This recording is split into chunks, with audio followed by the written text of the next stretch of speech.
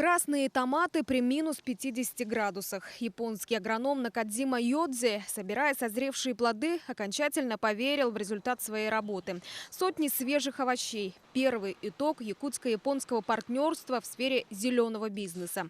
Первым урожаем мы довольны. Видите, какие у нас плоды стоят? Размеры и количество плодов нас обрадовали. Благодаря созданному микроклимату они у нас созрели.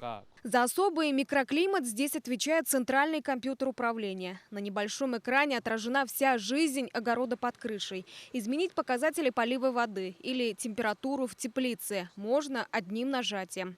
Сейчас работает система рециркуляции воздуха. Включено искусственное освещение. Включено рельсовое отопление, тепловые пушки работают. Разница между установкой первой сваи теплицы и появлением первого урожая всего 9 месяцев. Секрет в использовании только передовых технологий, говорят создатели огородного комплекса. Продукция у нас экологически чистая, это уже проверено. Мы сдавали испытательную лабораторию анализы, там показали, что у нас нитратов очень мало, практически нет.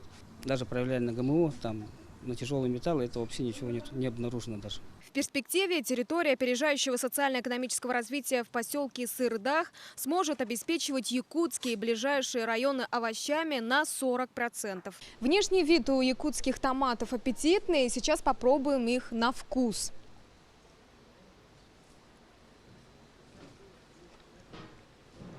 Замечательно. Настоящие, как домашние. Сейчас в теплице выращивают 3 сорта. Особенно агрономы выделяют сорт Прунус. Это томаты небольшого размера. Как раз мы сейчас их попробовали.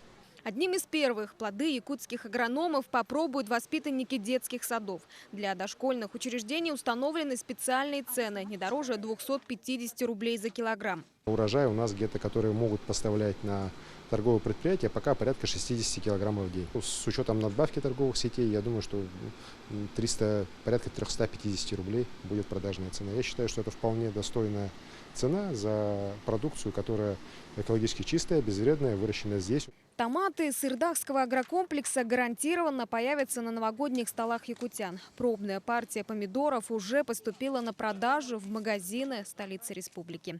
Айна Внакурова, Максим Бурцев, Вести, Якутия.